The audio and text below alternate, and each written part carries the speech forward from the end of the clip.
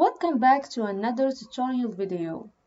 In this video, we will create a deep learning app using Python, TensorFlow and Flask. The goal of this TensorFlow model is to detect the brand of the shoe in an image. Here is an overview of the final app running on localhost. First, we will start by creating our project folder. We will call it Choose Brand Detection. And then I will create a Jupyter Notebook on the same folder. I will click on Jupyter Notebook here, and on the same folder we will create our notebook. I will rename the file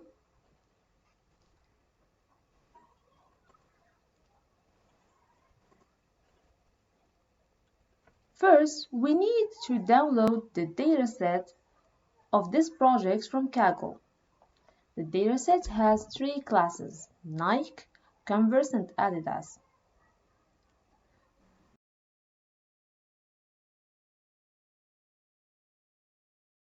After downloading the zip file, we will extract it on the project folder.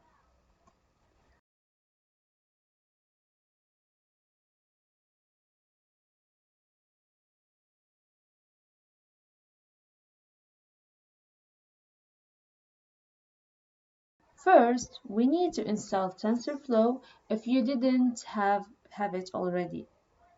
We will import TensorFlow as CF, we will import Keras and Sequential, we will import Padlib and then load our datasets using padlib.path.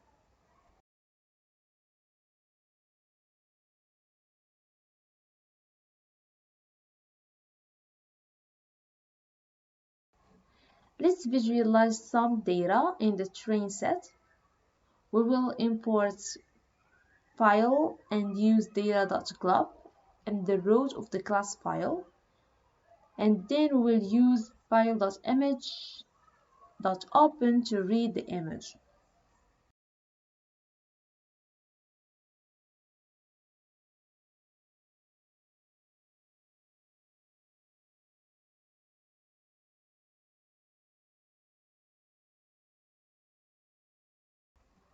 We will set some parameters: the batch size, the image height and width. We will create a training and validation datasets using tf.keras.utils.image dataset from directory.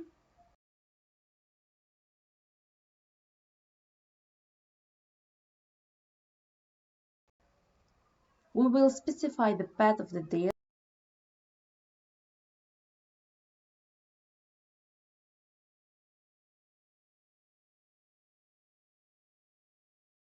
then the validation split to 0.2, and then we will set the subset training. We will set the seed and the image size and the image height and width, and finally the batch size. The same for the validation dataset, but we will change the subset to validation.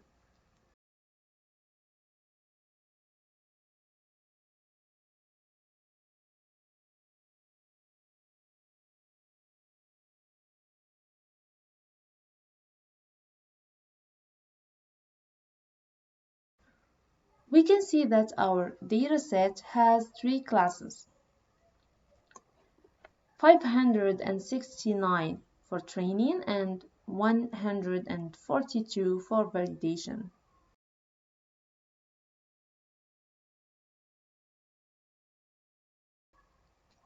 Let's print the classes' names.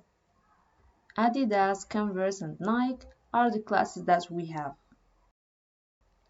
To understand how our dataset is constructed, we can print shape of the image and the label batches.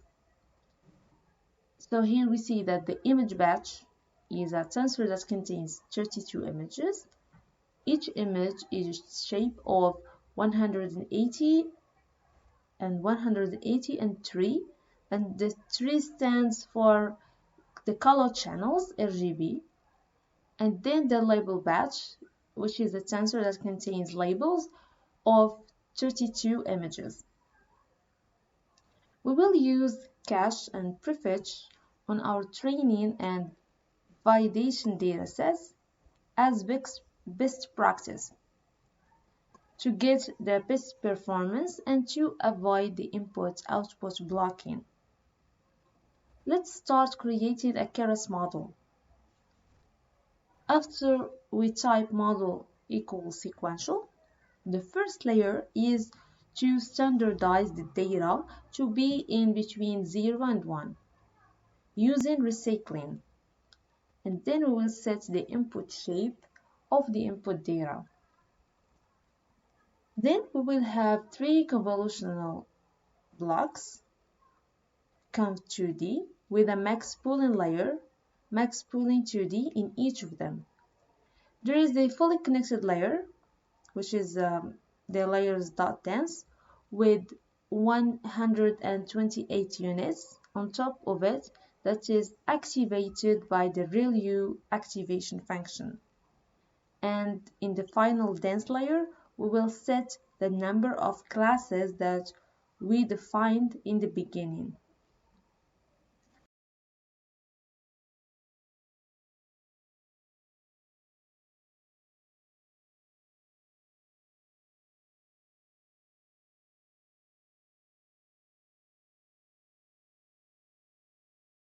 To compile the model, we will use Adam Optimizer, the sparse categorical entropy as the loss function, and the accuracy as a metric.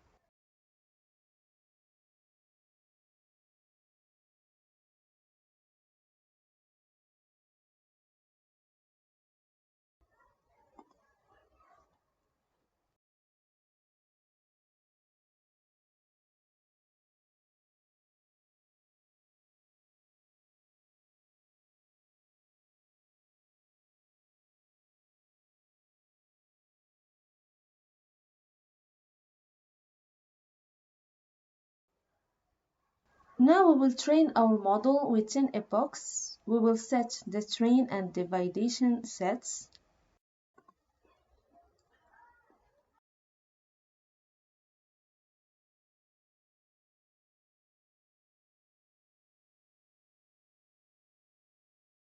To create plots of the training and the validation accuracy and the loss, I will copy this code from TensorFlow.org website and I will import matplotlib.pyplot as PLT and we run our code.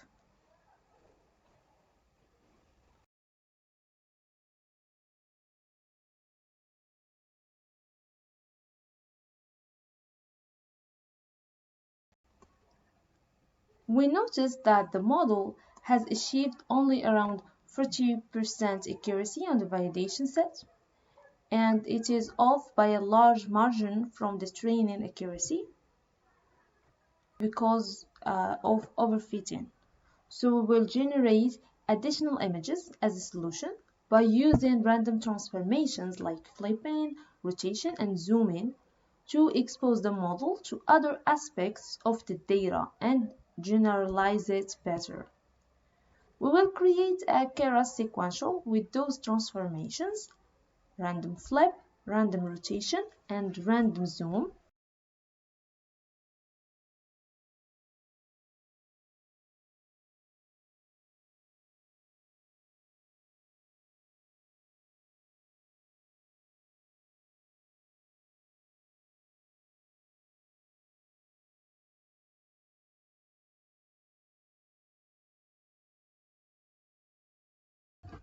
Now we will apply those transformations several times on the same image.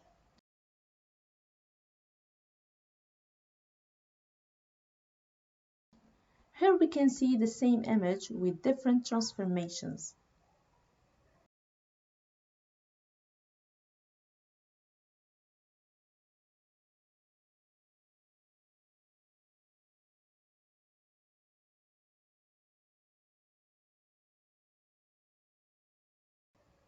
Now we will create a new Keras model that includes data augmentation as the first layer. So we will copy the same old Keras model and we will add the data augmentation as the first layer. We will compile and train the model as before, but this time I will use a higher epochs number to see how our model will perform.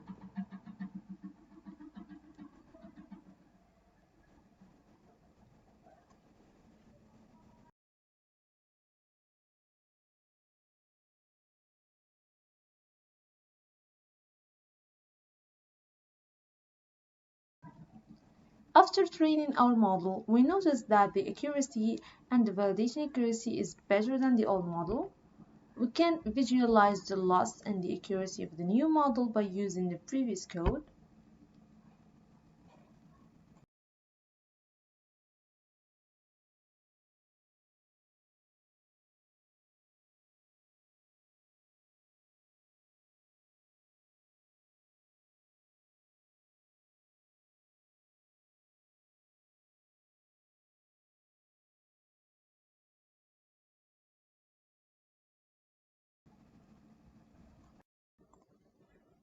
We will download some images of shoes brands from Google to test our model. So here on path, I will type the name of the image test that I used in the same project folder. I will load this image by using TensorFlow.keras.details.load image with path and target size. Then we will transform it to array by using keras.details.image to array. Then we will create a batch by expanding the dimension of the array using tf.expanddims. We will predict our image using model.predict.image and we will retrieve the score from predictions. Last, we will print the class name and the score.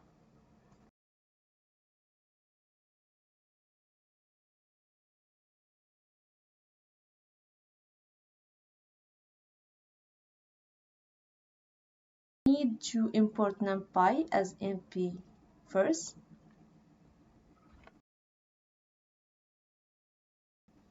So our model still needs some improvements. Let's test it on another image that we downloaded.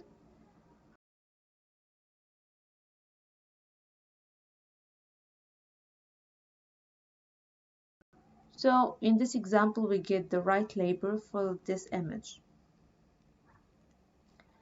Now we need to save our model to use it later in this project without training it again.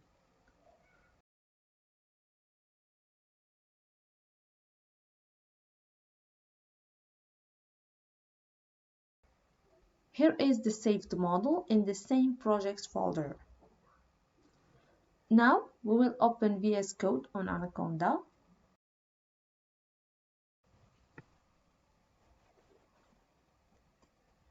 We will open the folder of our project.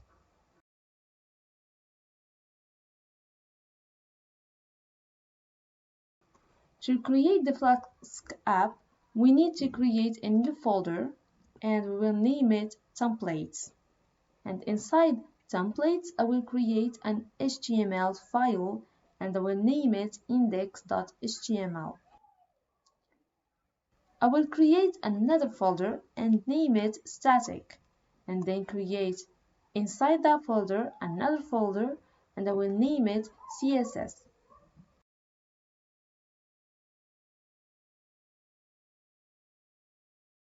And I will create inside the CSS folder a CSS file and we will name it style.css. Now we will create on the projects folder a Python file and we will call it app.py. So we need to activate our environment by using conda activate and the name of the environment if you are using Anaconda. In my case, the name of my environment is TensorFlow 200. Let's start by installing Flask on our environment by typing pip install Flask. So we need to import Flask, request, and render template from Flask. We will import TensorFlow as CF.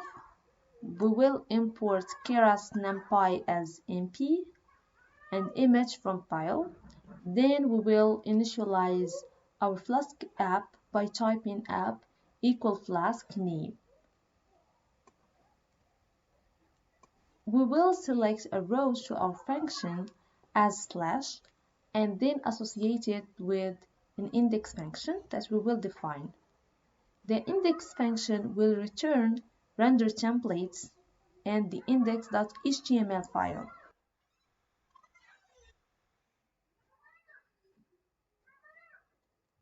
Now we need to create index.html, which is what the user is seeing, which is the front end of our application. We will create an HTML tag and then a body tag inside it, and we'll create a div tag, and then we'll create our form that will send the data to our app.py backend.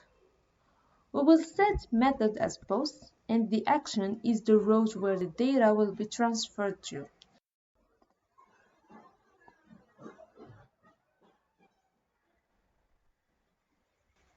Here we specify /predict and then encrypt as multipart /form data. Then we will create input with name data and type file, and we will accept image files, and then an input for the submit button with type submit and value submit. Let's run our Flask app to see if it's working. By typing Flask Run in terminal, we will run our app.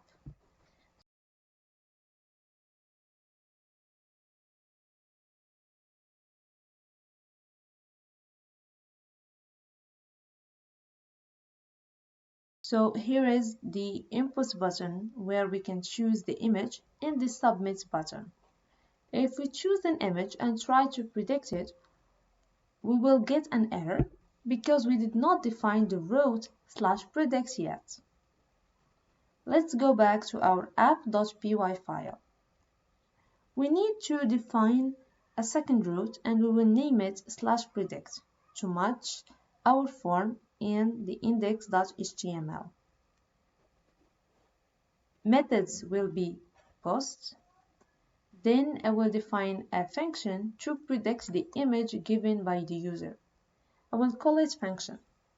Then I will define the class names, the image height and width. Then I will load the TensorFlow model that we created earlier using load model from save model /my_model.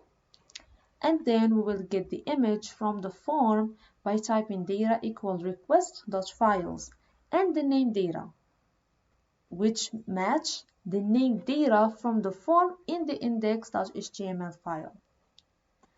We will open this file using image.open and resize it and then transform it to an array using image2array in keras.utils. We will copy and paste the previous steps we did in the Jupyter notebook. The function will return the index.html file and the score and the class names variables.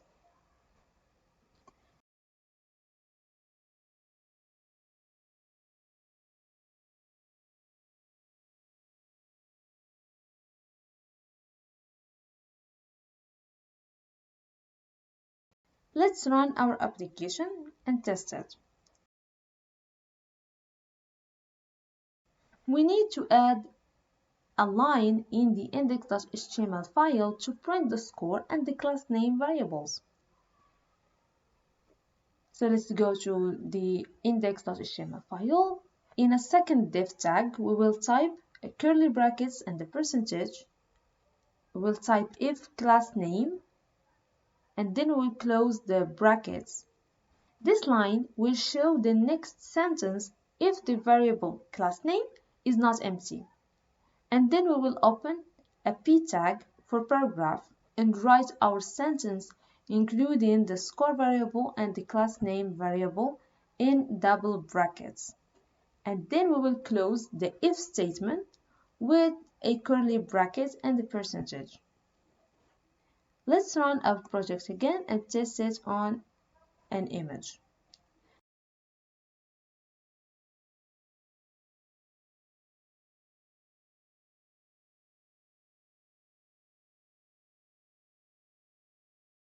Here is our sentence with class name and score.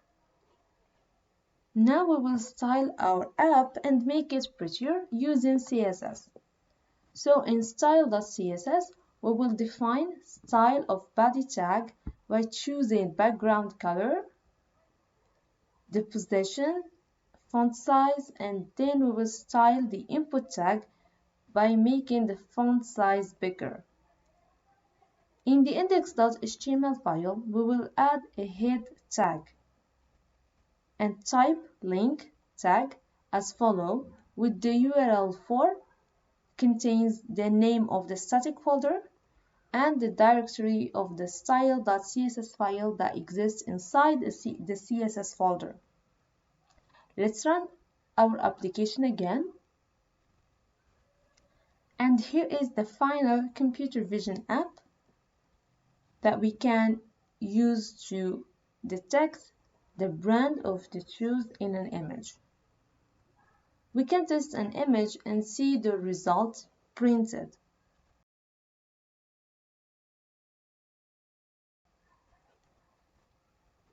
If you find this video helpful, don't forget to like and subscribe to the channel. If you have a question, leave it in the comment section below.